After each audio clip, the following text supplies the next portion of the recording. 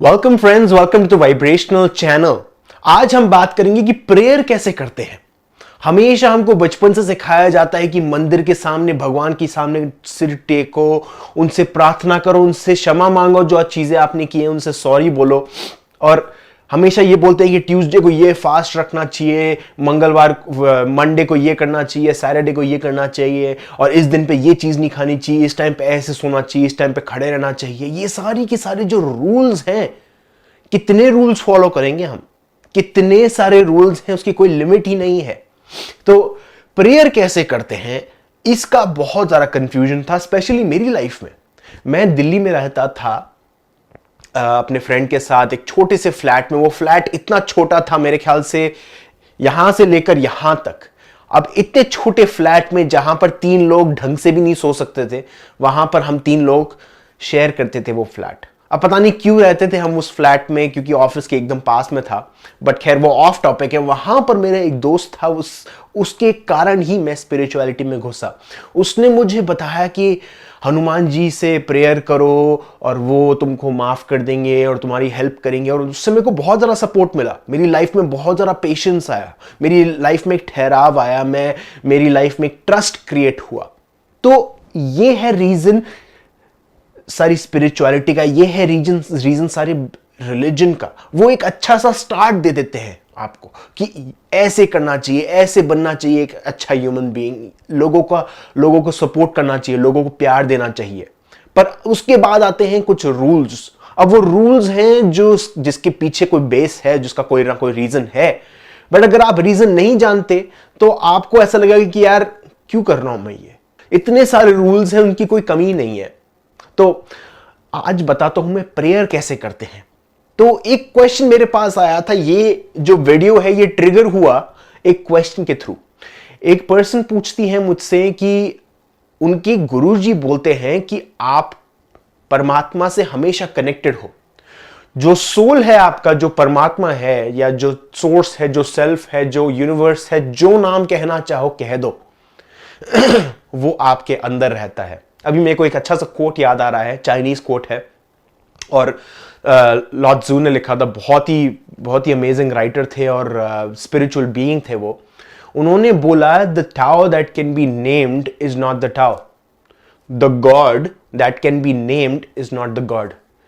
अगर हम गॉड का नाम रख सकते हैं तो वो असली गॉड नहीं है। इसका मतलब यह है कि वो सिर्फ और सिर्फ उसका एक रिफ्लेक्शन है, वो एक्चुअली गॉड नहीं है। क्योंकि गॉड को हम डिफाइन नहीं कर सकते, क्योंकि हम उनकी एग्जिस्टेंस में रह रहे हैं। हम एक वर्ल्ड में रह रहे हैं, फिजिकल वर्ल्ड में रह रहे हैं। फिजिकल वर्ल्ड में हम कभी भी गॉड को समझ नहीं सकते, हम उनको जान सकते हैं। इसलिए बोलते हैं know the truth and it will set you free. ये नहीं बोलते कि लर्न द ट्रूथ। मैं ये सारे वीडियोस बता रहा हूं, मैं सिर्फ और सिर्फ गाइड है। भगवत गीता, बाइबल, कुरान, ये सब कुछ गाइड है। ये सब कुछ बताती है कि आपको इस डायरेक्शन में जाना चाहिए। ये सिर्फ एक गाइड करती है आपको रास्ते में। अब आपकी मर्जी है आप उस नॉलेज को कैसे अंडरस्टैंड करते हैं, उसको नो करते हैं। तो उसमें ये पूछा था कि आपका जो सोल है वो आपके अंदर रहता है, वो परमात्मा आपके अंदर रहता है, आप उससे कभी भी कनेक्ट कर सकते हो।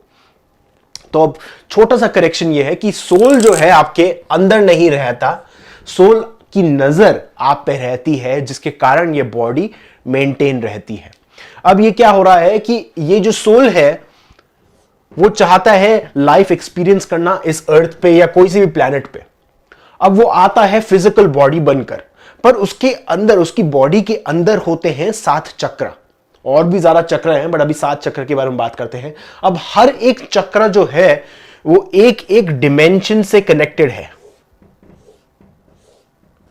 ठीक है, एक एक डिमेंशन से कनेक्टेड है। कई बार हम ये बोलते हैं कि ये जो चक्रास हैं ये लोअर चक्रास हैं, इनमें वाइब्रेशन अच्छी नहीं आती। हाँ, मानते हैं इनकी वाइब्रेशन अच्छी नहीं आती, बट ये भी जरूरी है, क्योंकि ये भी आपको कनेक्ट करते हैं उन नॉन फिजिकल बीइंग से, उन नॉन फिजिकल डिमेंशन से।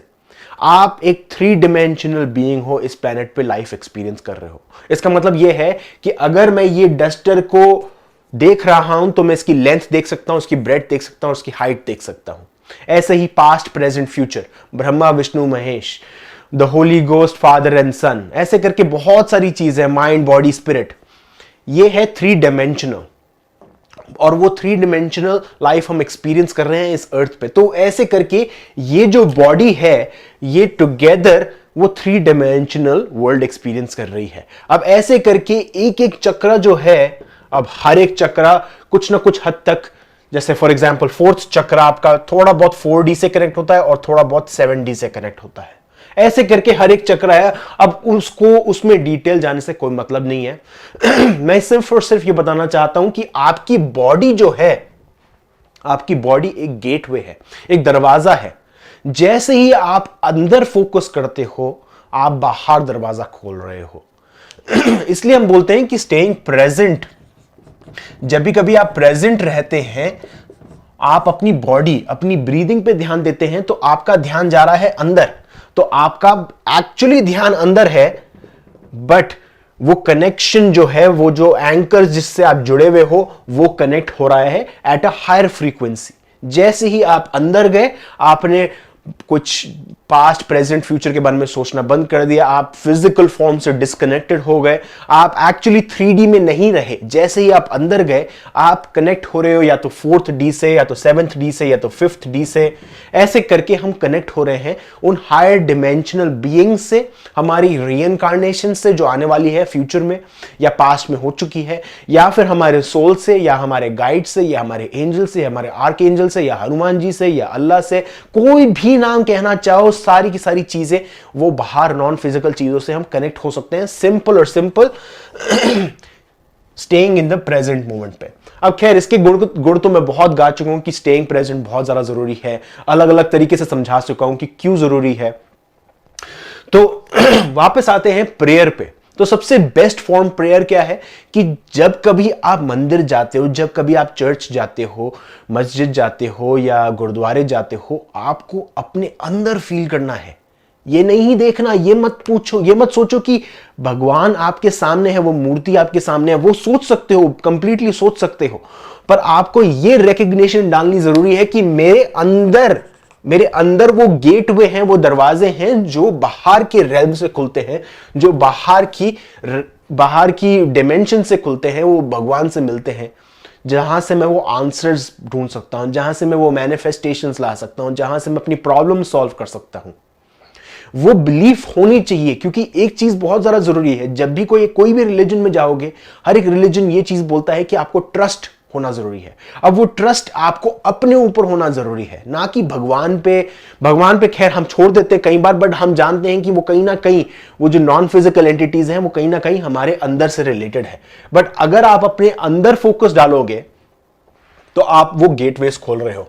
अब एक और चीज है यहां पर, उस क्वेश्चन में ये पूछा गया था कि मेरे गुरुजी ये भी बोल रहे हैं कि मुझे कोई अथॉरिटी की जरूरत नहीं है, कोई भगवान या देवता या किसी की पूजा करने की जरूरत नहीं है। बिल्कुल एग्जैक्टली। कई बार आपने सोचा होगा अपनी लाइफ में, मैं जब छोटा था मैंने ये सोचा था कि यार ये लोग इतने सक्सेसफुल कैसे हैं, ये तो भगवान पे भी विश्वास नहीं करते, और इनफैक्ट ये इतने गंदी तरीके से बात करते हैं, अच्छे लोग हैं भी नहीं। तो कुछ टाइम बाद मुझे रियलाइज हुआ कि मतलब नहीं है, भगवान को आपकी पूजा नहीं चाहिए। आपको भगवान के पास आप जाते हो भगवान के पास पूजा करने के लिए just because for your self. आप वो मेंटेनेंस कर रहे हो, वो कनेक्शन जोड़ रहे हो। जैसे हम सोते हैं, सोना बहुत ही स्पिरिचुअल प्रैक्टिस है, क्योंकि जब भी हम सोते हैं, जब भी हम REM मोड में होते हैं, हमारा जो कनेक्शन है स्पिरिट से बहुत ही ज्यादा हाई होता है। एक्चुअली हम 4th डिमेंशन में शिफ्ट हो जाते हैं। जब भी कभी हम सोते हैं, हमारा 4th डिमेंशन में हम शिफ्ट हो जाते हैं।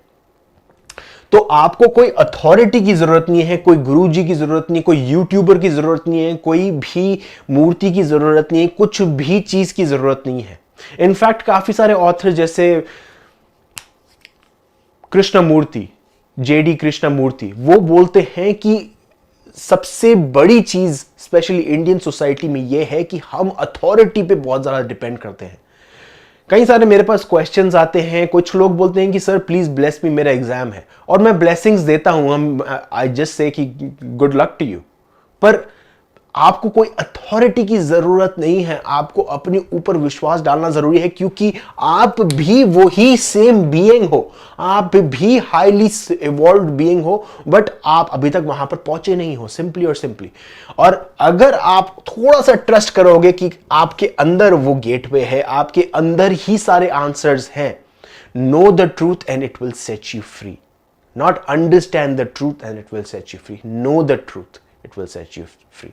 और एक और चीज है, एक और अमेजिंग कोट है, अब those who know do not talk and those who do not know talk. तो अगर मैं आपको ये बता रहा हूं, मैं आपको बता रहा हूं एक सिंपल गाइड के तौर पे, मैं आपको अंडरस्टैंड नहीं करवा सकता कि क्या है एक्चुअली अपने अंदर जाना, क्या है प्रेजेंस में आना, वो आपको खुद को डिस्कवर करना है। अभी मैंने कोई रीसेंट कंसल्टेशन की, वहां पर क्लाइंट मेरे से पूछ रहे थे कि क्या मतलब है प्रेजेंट में आना, क्या मतलब है अपनी अवेयरनेस लेकर आना।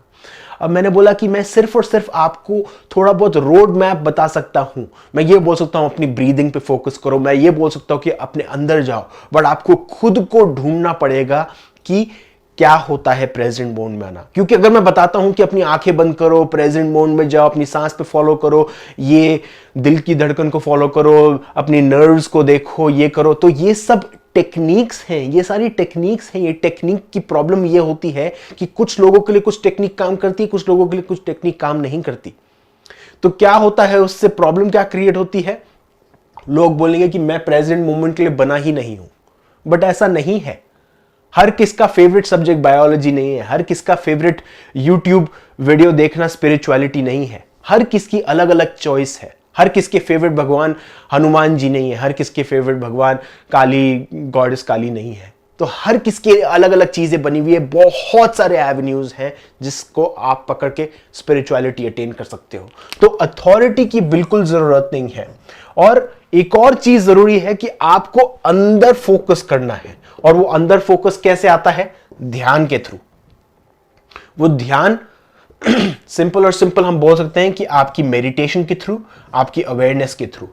मतलब अगर मेरे साथ कोई नेगेटिव पैटर्न हो रहा है, नेगेटिव चीजें चल रही है मेरी लाइफ में, तो मैं सिर्फ और सिर्फ उस पर अटेंशन डालूंगा। अब वो अटेंशन कैसे डालना है मुझे, जैसे फॉर एग्जाम्पल मेरी आपसे लड़ाई होती है, मैं बोलता हूं कि तूने ये पेन यहां पर कैसे रखी, और आप बोलोगे कि मैंने कुछ नहीं किया, मेरी गलती नहीं है।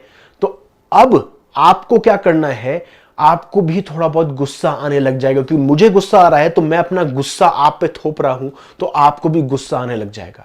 तो आपके पास तभी उस माइक्रो सेकंड पे एक ऑप्शन है। वो ऑप्शन क्या है, 2 सेकंड के लिए अपनी बॉडी से बाहर जाकर ये देखो कि अरे मुझे गुस्सा आ रहा है, मुझे गुस्सा आ रहा है। और इनफैक्ट जैसे हम बोलते हैं मुझे गुस्सा आ रहा है, उसकी जगह आप ये बोल सकते हो कि इसको गुस्सा आ रहा है। तो अगर मुझे गुस्सा आ रहा होता तो मैं अपनी बॉडी से बाहर थोड़ी देर के लिए एक्सपीरियंस करता अपने आप को कि मैं अपनी बॉडी से बिल्कुल डिसोसिएट हो गया हूं, अपने माइंड से डिसोसिएट हो गया हूं, और तब मैं बोल रहा हूं कि जतिन को गुस्सा आ रहा है, जतिन को गुस्सा आ रहा है। तो उससे क्या हो रहा है, आप ये नहीं बोल रहे आई एम एंग्री, आप बोल रहे हो कि मी इज एंग्री। ये नहीं बोल रहे आई एम एंग्री, क्योंकि आप एंग्री हो ही नहीं सकते, क्योंकि एंगर एक इमोशन है और इमोशन आप बन नहीं सकते। आप ये बोल सकते हो कि आई एम एक्सपीरियंसिंग एंगर, आप ये बोल सकते हो कि मुझे गुस्सा आ रहा है।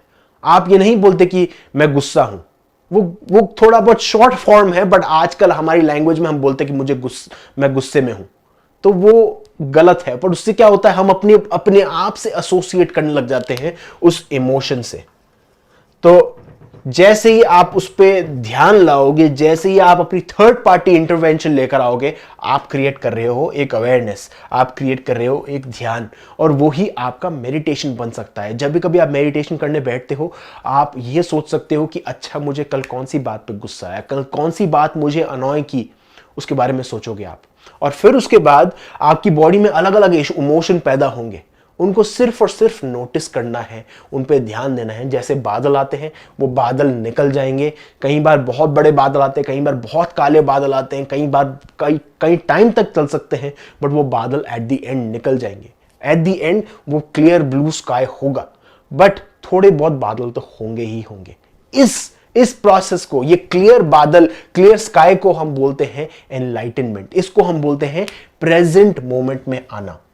तो दोस्तों, प्रेयर कैसे करनी है वो आपकी खुद की इंस्पिरेशन बता सकती है आपको कैसी करनी चाहिए। बट एक बात याद रखिए, कभी भी डेस्परेशन के साथ प्रेयर मत कीजिए।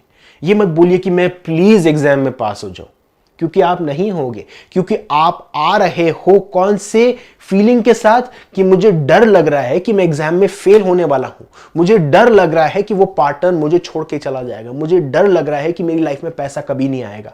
तो उसके साथ अगर आप पॉजिटिव इमोशन जोड़ने की कोशिश करते हो और आप भगवान के पास जाते हो ये सोच के कि भगवान आपकी प्रॉब्लम सॉल्व करेंगे, तो वो नहीं करेंगे।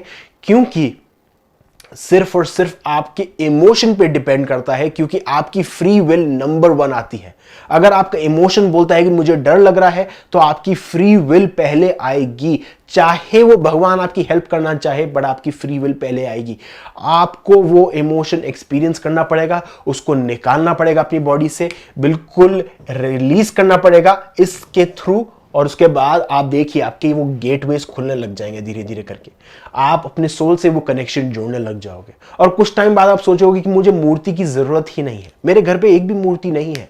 मेरे ख्याल से एक छोटी सी मूर्ति है यहां पर, ये गणेश जी की मूर्ति है, बट एग्जैक्टली गणेश जी है या नहीं है, और ये मेरी खुद की भी नहीं है। ये मेरी वाइफ, मेरी टू बी वाइफ की है, जो खुद क्रिश्चियन है।